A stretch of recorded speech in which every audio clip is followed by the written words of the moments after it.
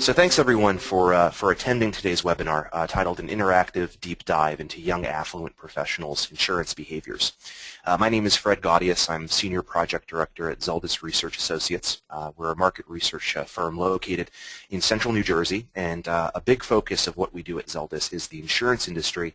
And as such, today's presentation is sort of the second phase of a two-phase research project that started last year.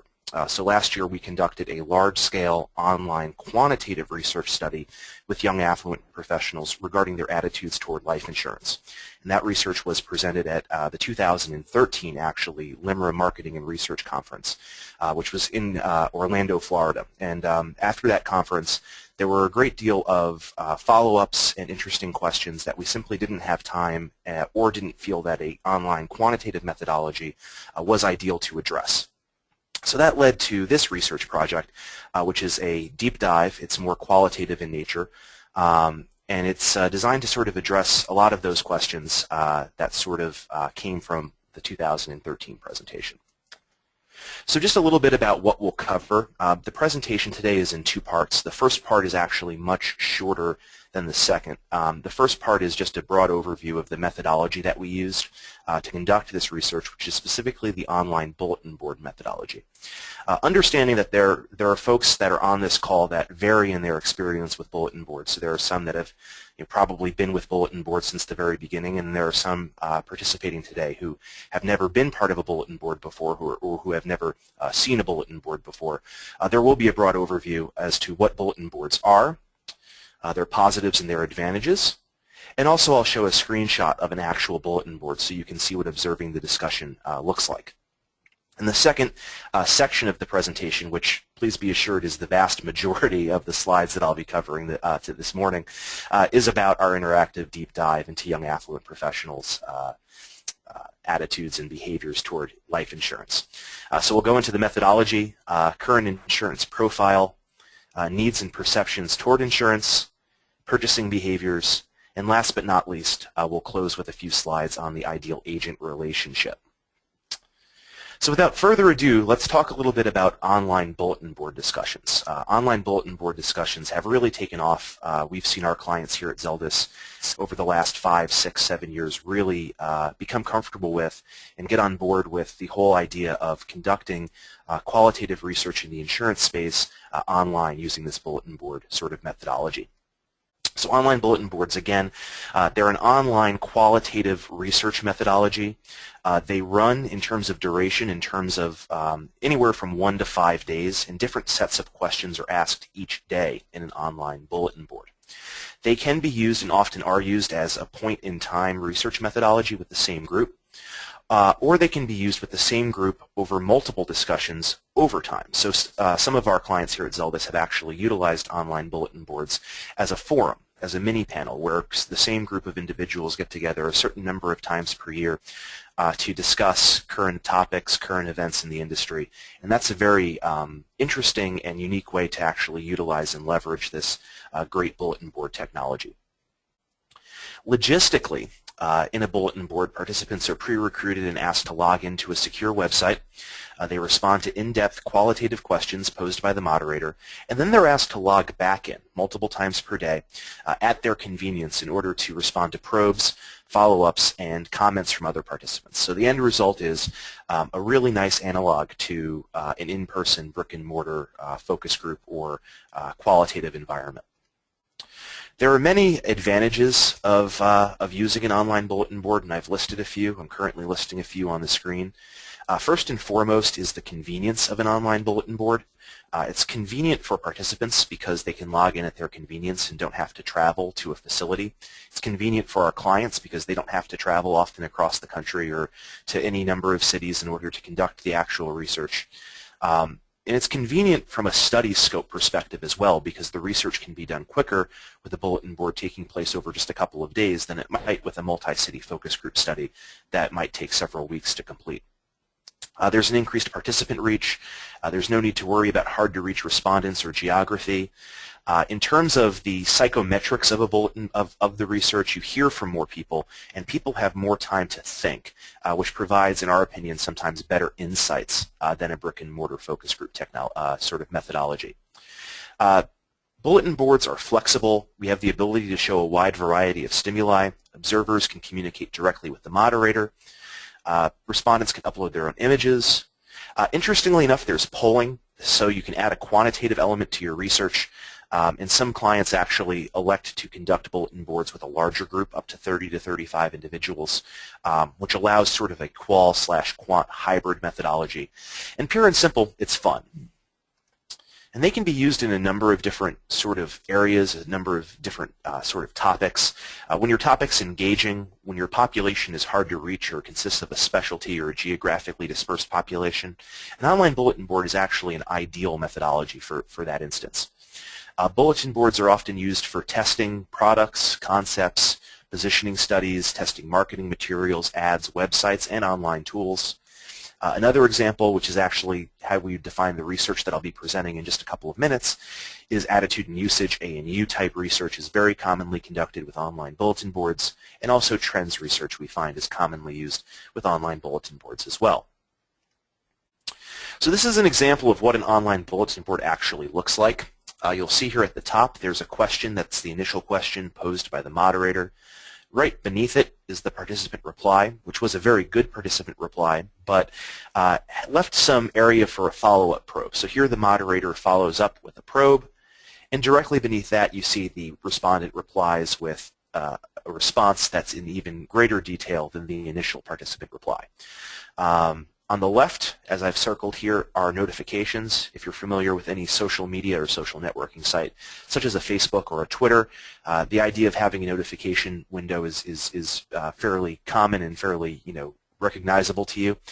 You just click that icon where those new message notifications are, and it actually brings you to a screen where you see all the folks that have recently run through those questions, and you can see their responses. They're highlighted in yellow so that it's obvious that they're new. So that's really the flow of the discussion. It's very easy to understand. Because there are notifications for new responses, it's very easy to monitor. And at Zeldis, what we do is we essentially monitor these discussions all day and into the evening to make sure that as people run through, we take the opportunity to advantageously probe people and make sure that that any sort of vagueness or incomplete responses is taken care of and addressed as quickly as possible. So moving on to the present research. So just a couple of months ago, just back in May, we had 23 young affluent professionals complete an online bulletin board. 23 is actually just in the sweet spot we find, having conducted literally hundreds of these online bulletin boards. Most commonly, they're conducted with between 20 to 25 individuals. In this case, we had 23 young affluent professionals complete both days of the discussion. And I should mention that the online bulletin board was hosted by our good friends at iTrax. They are an absolute leader in the online bulletin board hosting space. They have a wonderful interface that's very flexible and dynamic, and we've been partnering with them more or less since day one. And they very graciously helped us with this research project. Young affluent professionals we find over the last couple of years working with this group, there are a number of definitions out there for what a young affluent professional may be. So what I'll do here is actually explain to you what our definition of a young affluent professional is. So we define young affluent professionals as being between the ages of 21 and 45. Having a household income of $100,000 a year or more, although if they were 35 years or older, we actually constrained it to $150,000 a year or more. So that sort of confirms that we're speaking with really the top 5 to 10% of the household income distribution in the United States. All of our young affluent professionals were full-time employed, and I should mention here that although in last year's quantitative research we allowed people into the project even if they did not have life insurance, because this was a more deep dive, a more in-depth qualitative exploration, we made sure that all of our participants had at least one life insurance policy in their household. So please be assured that everyone we spoke with did have some life insurance. And just a quick methodological note, so this is, again, a qualitative exploration with a small sample. So in the slides that follow, I will be showing you numbers. These numbers are presented without percentages because we only spoke with 23 people. There's actually one exception later in the presentation where I'll be showing you results from last year's quantitative study, but I'll be sure to call that out. So just as we go through these slides, keep in mind that this is a qualitative exploration conducted with a small sample. The two-day bulletin board was conducted on May 6th and May 7th of this year.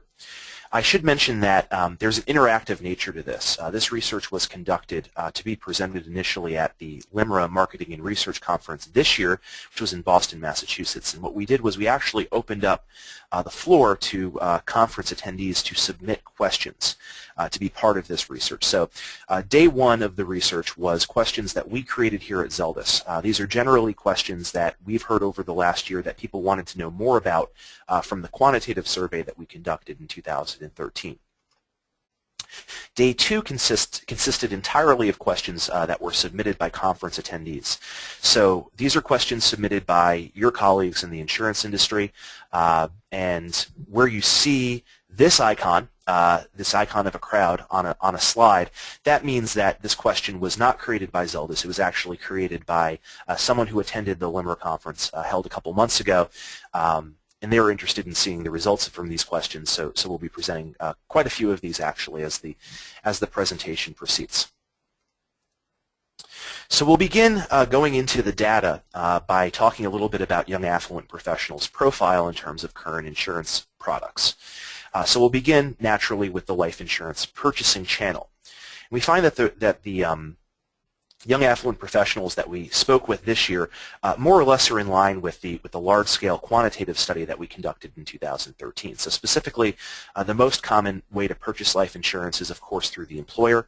It's considered an easy way to purchase life insurance. It's just a payroll deduction, and some large employers actually have a benefits desk where benefits can be purchased or selected on more or less an a la carte basis. Next, we have 9 young affluent professionals purchasing life insurance through an agent or broker. This is a fairly common way to purchase life insurance among young affluent professionals. Often they have multiple products through their agent and broker, and there's actually a whole section later in the presentation related to this relationship. So I won't belabor the point here, but we will go into it in greater detail in just about 20 minutes or so. Finally, direct purchases are slightly less common. 8 young affluent professionals purchase life insurance directly from the carrier. One quote here is from an individual who felt that purchasing life insurance directly from an insurance company is convenient and is also comfortable. Participants in this bulletin board are slightly more likely to have term versus whole life, so you can see here that 13 have term, 10 have whole. The numbers on this slide do not entirely add up to 23, which was our total base for the research. I should mention that's because there were some young affluent professionals who have both term and whole permanent life.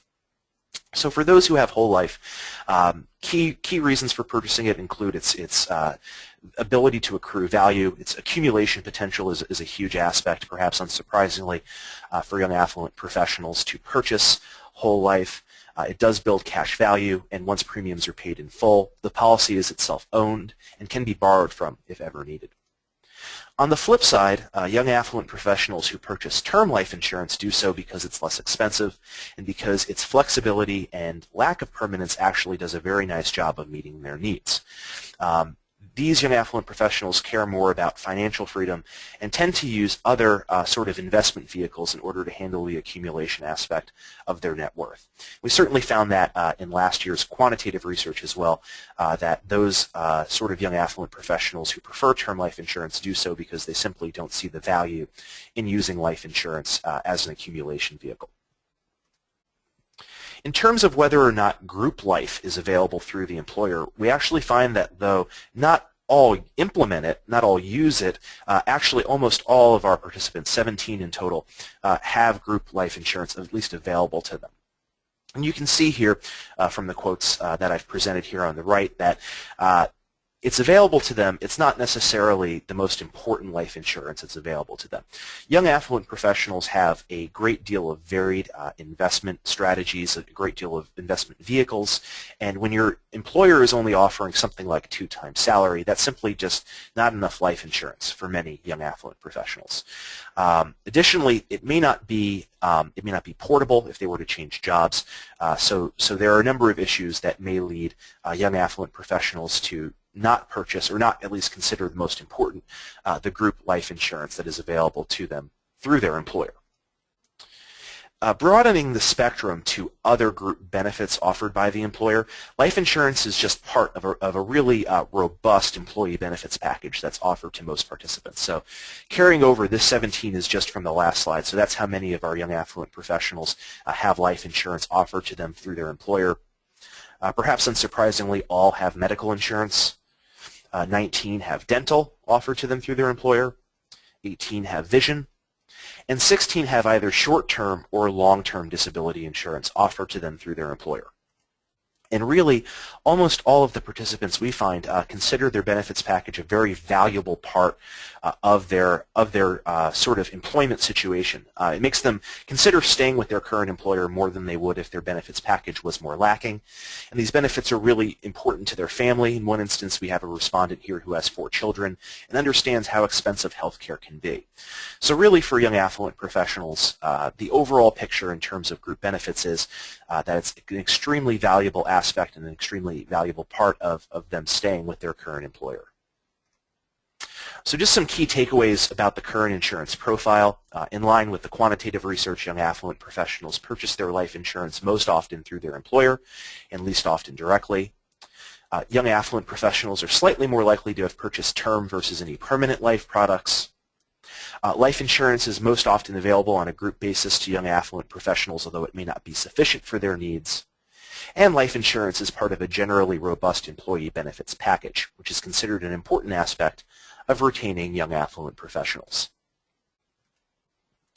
So the next section of our presentation relates to perceptions and needs in the life insurance space for young affluent professionals. There's some pretty well-published research out there from Limra and from other sources that talks about the percentage of people who consider life insurance an important product to have. Limra did research with a broadly sort of representative sample in the United States and found that 82% of those sampled consider life insurance important. When we conducted a survey with young affluent professionals last year, we found that 84% of young affluent professionals find life insurance important. What we find this year, doing a very loose coding of our young affluent professionals in this, again, qualitative context, is that really all of the young affluent professionals in this bulletin board consider life insurance to be at least important. And in fact, almost all of them use keywords in their responses to this question that allowed us here at Zeldis to code the response as either very important or critical. So we could have picked from really any one of a number of quotes to select here, but there are 2 representative ones that are on the screen here. And you can actually see in the bottom one, this participant believes that now that they are married and have property and a child, it's incumbent upon them to have life insurance. It's one of those things they hope they never use, but they're motivated by the what-if scenarios to ensure their wife and child are protected financially.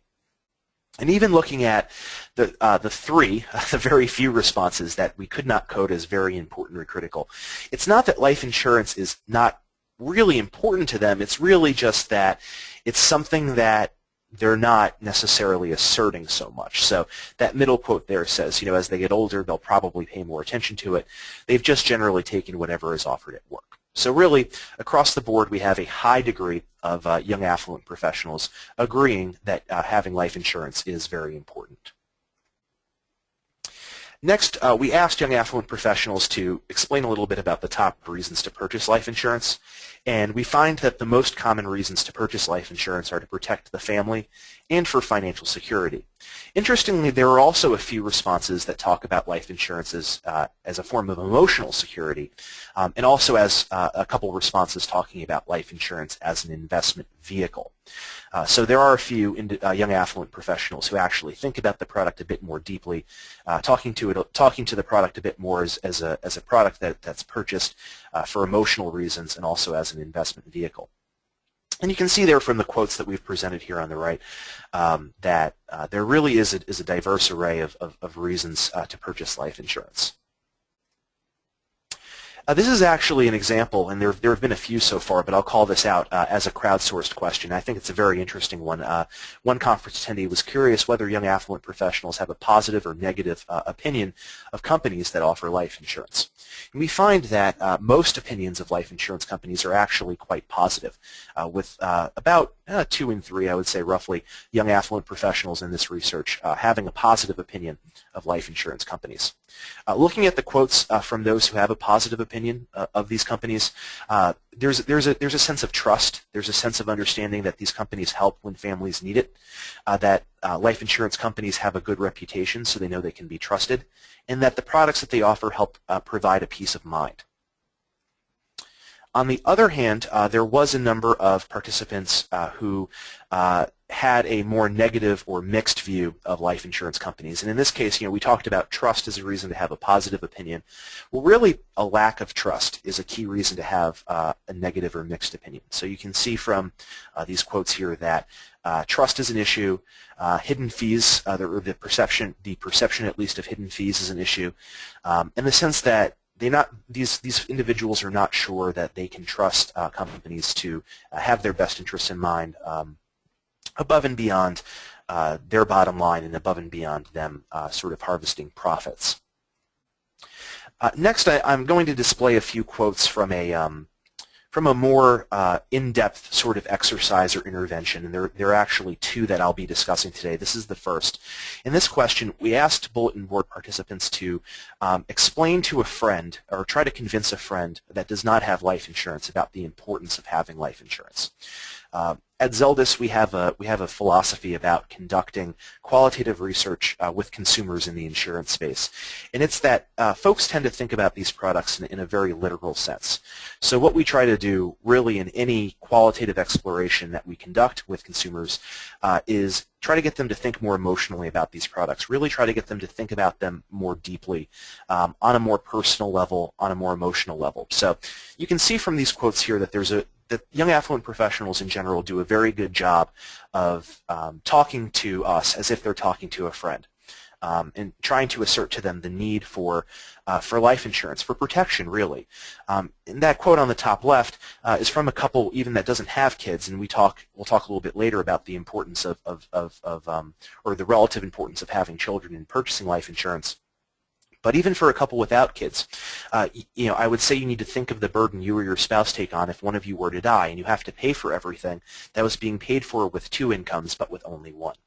And all these other quotes here really display a unique perspective and the assertion that anything can happen at any time, death is certain, and life insurance is affordable and it's worth buying. So really, young affluent professionals can do a very nice job of being advocates for the product. And in fact, we think that's actually what happens. Word of mouth is actually a very key way to get these very well-networked, very well sort of organized socially individuals to purchase these products.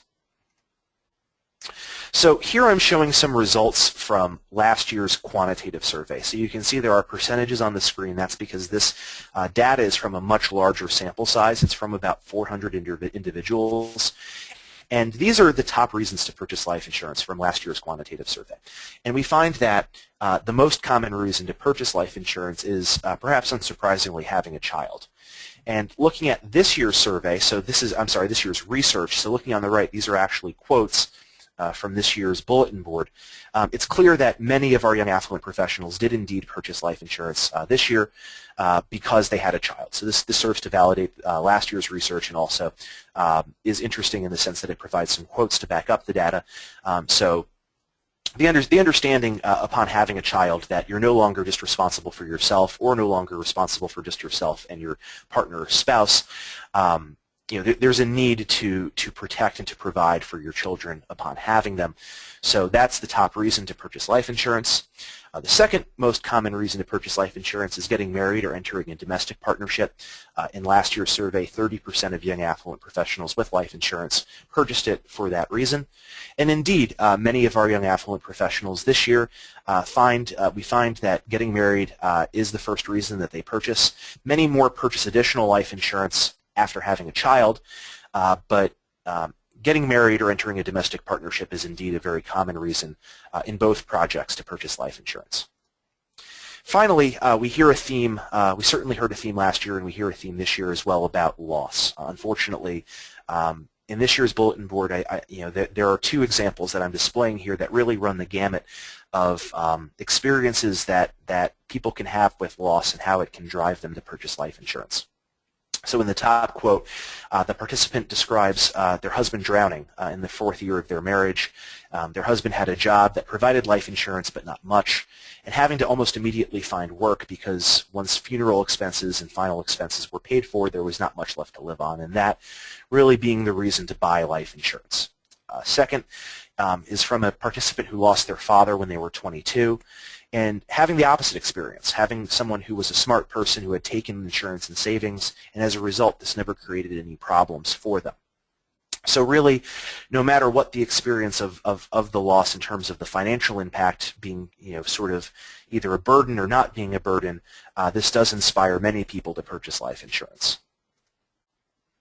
Next, we have an image collage. So what we do here as another sort of outside-the-box emotional intervention is we ask people to look through this series of images and select what images best demonstrate how they feel about the life insurance that they own. So what I'll do here is actually show you these images and just take a few seconds and look at these images and think to yourself which of these images might be most commonly selected by participants.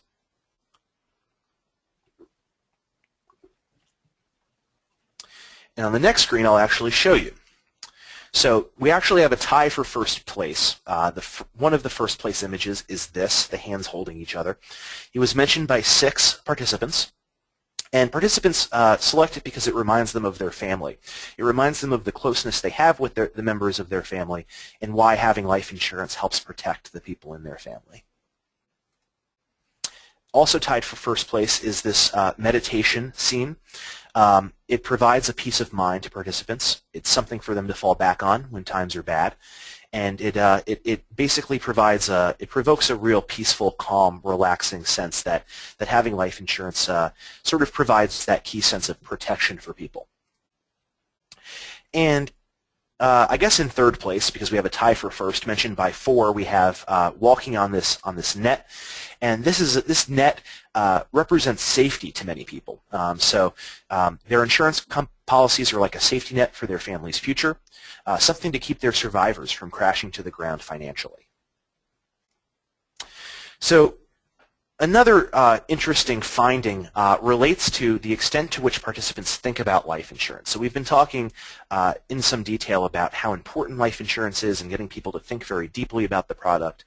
But in truth, almost all of our young affluent professionals, when asked, will admit that they consider their life insurance to be a set-it-and-forget-it type product. So looking at these quotes here, it's clear that it's not that they never think about their life insurance, but they only think about it when it's time to think about their overall financial picture, such as upon the loss of a family member or when their financial advisor or agent seeks them out for an annual or every 2-year sort of review. They're satisfied knowing that it's there, of course, but it's not something that they frequently think about now that they have it. In that bottom quote you see, they think about it less now than when they didn't have it in the past. The final topic in this section relates to adequacy of life insurance. It's always interesting to know whether young affluent professionals actually think they have enough life insurance. So we find that most actually do believe that their current life insurance coverage is adequate. And when you drill down and peel back the onion as to why they think their coverage is adequate, it's because they've actually done the math, or someone in their stable has done the math for them you can see from these quotes that there's a ton of calculation here. So covering the cost of their mortgage, the cost of raising their child, and leaving their spouse or partner with a large nest egg, and actually oftentimes speaking with a financial advisor to come up with the right amount of coverage to meet their needs. On the flip side, there are some young affluent professionals who do not think their coverage amount is adequate. There's actually one quote here that suggests that with inflation, the amount of money they'll have will be pennies. So I should mention, of course, that even those who think their life insurance coverage is adequate, it may not actually be adequate. And one key finding from last year's research was that even though many young affluent professionals do believe their life insurance coverage is adequate, when you do the math and actually sum up how much life insurance they have relative to their household income, it's actually not the case for many of them that their life insurance coverage is adequate. So just to sum up the key takeaways from this section, all young affluent professionals consider life insurance important, primarily for family and financial protection reasons. Having a child, getting married, and experiencing a loss are the most common reasons to purchase life insurance. Though opinions of life insurance companies are generally positive, many do not think about life insurance more than occasionally. And most think their life insurance coverage is adequate, though with a grain of salt, because we know from last year's research that it may not actually be the case that their life insurance coverage is adequate. So let's talk in some detail in this next section about the life insurance purchase process. When asked, young affluent professionals have a very good sense of what the life insurance purchasing process was like. First, they report meeting with their agent or human resources rep, depending upon the specific channel from which they purchased life insurance. Next, there's an application process. Next, there may be medical testing or blood work, depending upon the situation. And finally, an application decision is the last step of the process. And here are just a few quotes outlining the awareness of the process. And you can see here that young affluent professionals do, when asked, an excellent job, I would say, of explaining what the process was like. So a takeaway here is that young affluent professionals are indeed very involved with the process, no matter how they purchase life insurance. Even some years later, they can speak to what happened. Next, we asked a little bit about research behaviors and whether they existed and in what ways they existed for young affluent professionals in life insurance. Unsurprisingly, almost all young affluent professionals report conducting research in the purchase process. And the most common ways to research life insurance, the first is internet searches, reading articles online, visiting insurance companies online, requesting quotes online, and comparing policies and quotes, really all online. That's a common way to research life insurance. A second is through friends and family, and this is actually a divide we'll see many times throughout this research today, is that just as many people use friends and family as there are using the internet. And there's a huge subset of young affluent professionals who only use a relative's advice. There's one quote there that says, "I've talked to my dad, he knows almost everything, including insurance." So that's a very common way to research life insurance for young affluent professionals. An interesting finding we thought on our end was that relatively fewer consider employer resources or seminars an interesting way of researching life insurance. And only one young affluent professional reported using social media. So this was actually a crowdsourced question. They were curious, a conference attendee was curious whether social media was a key way to research life insurance for young affluent professionals. And we find, unfortunately, that only one out of our 23 young affluent professionals actually researched life insurance that way. In terms of comparing companies or policies during the purchase process, relatively few, I would say, about a third of young affluent professionals did do so. When they do so, they're comparing them sort of on a research basis. They are looking at, or they're having their agent look at companies and policies to make sure that they're confirming that they're getting a good deal. For those that did not compare companies or policies, it's because they felt that either most of the work was already done for them, they had a strong recommendation from someone that they trusted, or they were working with a captive agent, so there really wasn't a need to compare companies or policies. And in terms of looking at online reviews, again, most young affluent professionals do not look at online reviews when purchasing life insurance. Some who did so again on a confirmatory basis. So to do so in order to confirm that the rates that the reviews were okay, that the rate that they were getting was good, and really that other customers were comfortable with the company, that they would have a good experience working with that company moving forward.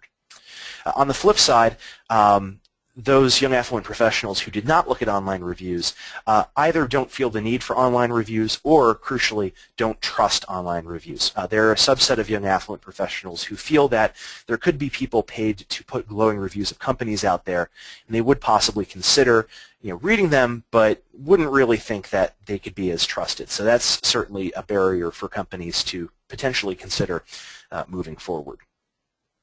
Next, I'm going to be showing you some data from a question that we actually presented to young affluent professionals on a quantitative basis. Now, what I'm showing you are counts from qualitative, so 23 is the highest number you can see here. These are attributes that an insurance company can have, and these are ratings for importance on a 7-point scale. So young affluent professionals rated the importance of having these attributes here that you're seeing on the screen on a 7-point scale. We find that young affluent professionals, really all of them, think it's important for an insurance company to have good customer service, to have financial strength, and to have a strong reputation. So those are really table stakes for a company to have. Slightly fewer consider the price or cost of products with 21, the agent broker recommendation with 19, and familiarity with the company with 18 to be an important attribute for a company to have. Interestingly enough, the company being progressive or green is considered by more than half to be an important attribute to have. Oftentimes, using terms like progressive and green, we find in our research, and certainly on research we conduct on behalf of our clients here at Zeldis, that's sort of a polarizing term. But in this case, we find that over half of young affluent professionals consider these terms to be a positive and an important attribute for an insurance company to have. In the interest of time, I'm not going to spend a lot of time on these next two slides, but I will mention that there were 4 young affluent professionals who have ever canceled a life insurance policy or let it lapse.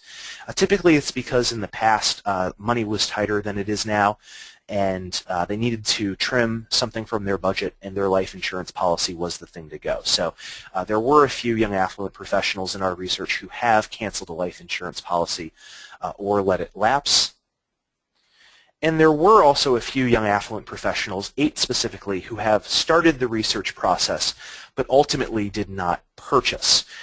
So when doing so, it was because they either didn't like the deal they were getting, or they confirmed that they were getting a deal that was better from their employer, so they wanted to go with them instead, or they had a bad taste left in their mouth with the company they were researching. Perhaps they, in the instance in the quote on the bottom, they tried once with a company, however their phone number was added to an awful phone scam where they get unwanted calls from a number of insurance companies. So in this case, a number of young affluent professionals did start the research process but ultimately did not purchase for these reasons. So just to sum up some key takeaways from this section, while most young affluent professionals research life insurance before buying it, no single research method is most common. Interestingly, most young affluent professionals do not personally compare companies, although certainly those who purchase from an agent or broker do have a comparison oftentimes done for them.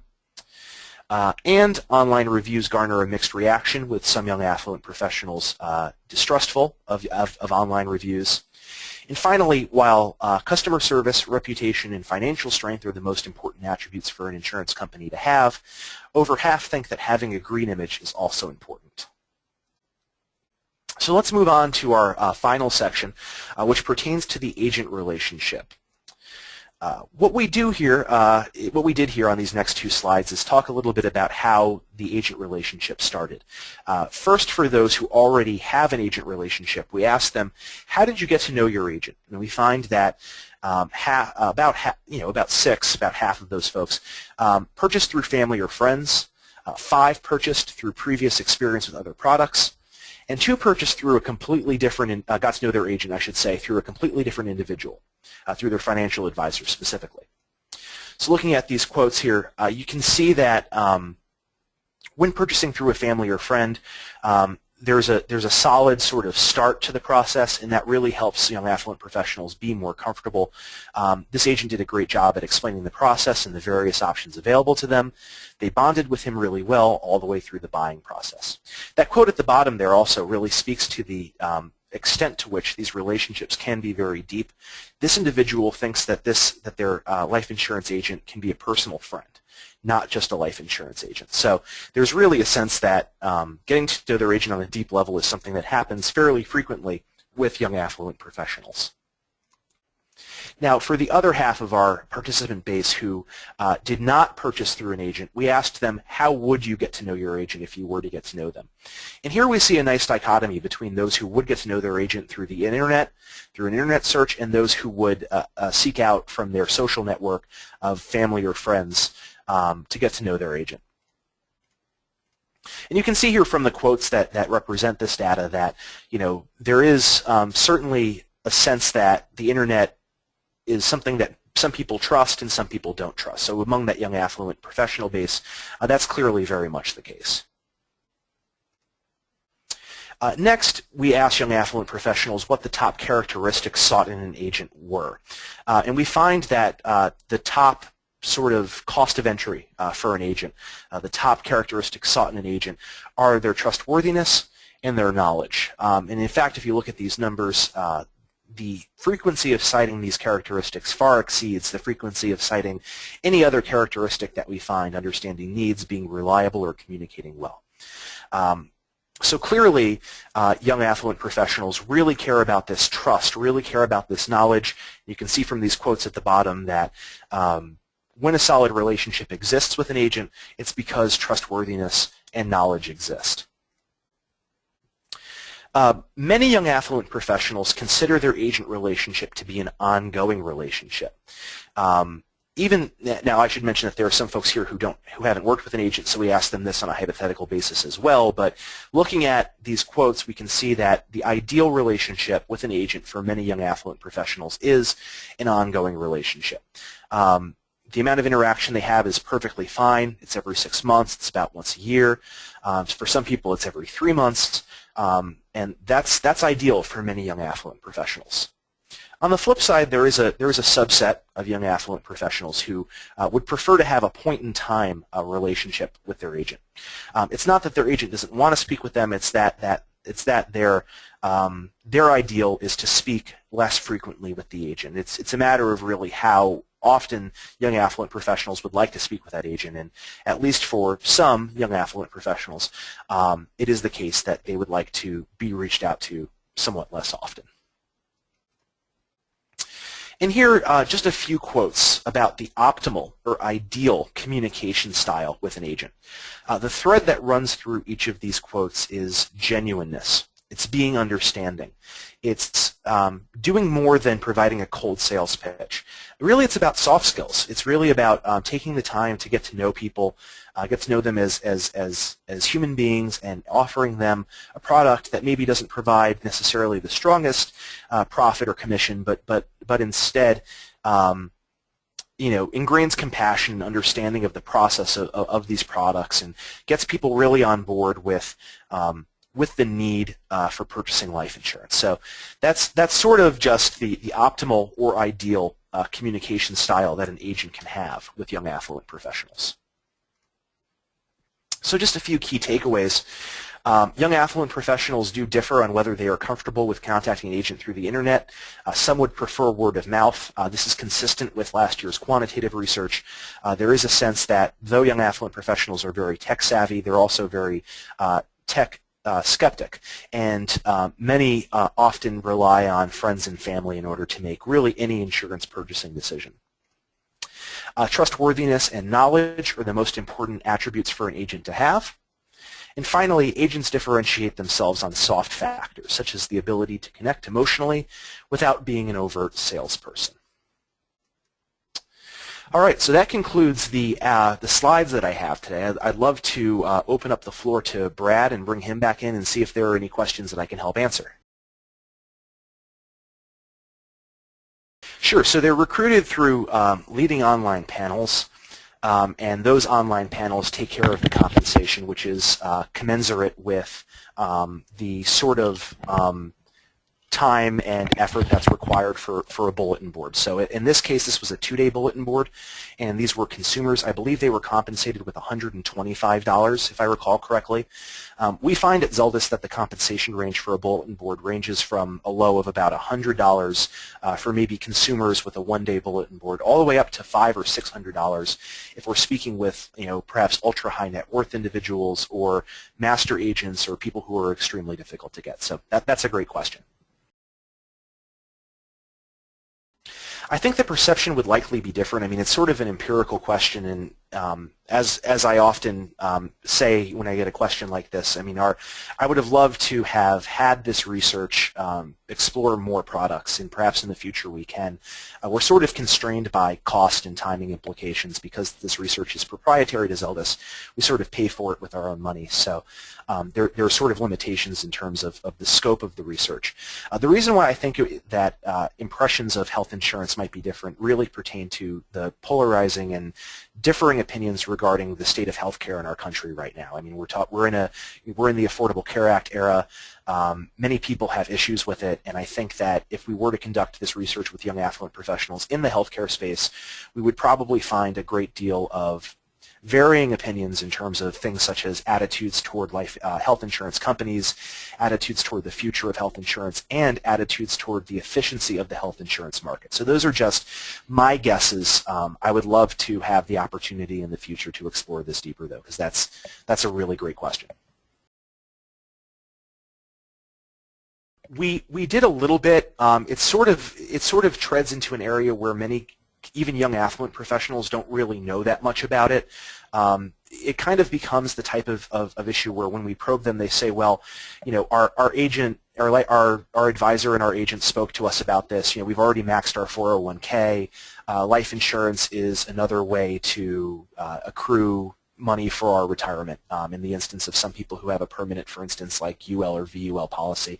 That is what a few of our young affluent professionals do say. But far more frequently, we hear instead, my agent told me it's the best. It's the best for my needs. I didn't drill that far. I've got a great relationship with them, so that's really what I've purchased. Zeldis alone did. So this research was purely funded by Zeldis Research, and to that end, our data is available to anyone. Anyone who'd like to talk to us in more detail about this research or last year's research, really, we're happy to provide any information or detail that they'd like to know. Just thank you, everyone, for taking the time out of your busy schedules to speak with me today. I had a great time speaking with you. I really appreciate everyone's questions, and please don't hesitate to reach out if you have any questions after the presentation. I'd be happy to answer them.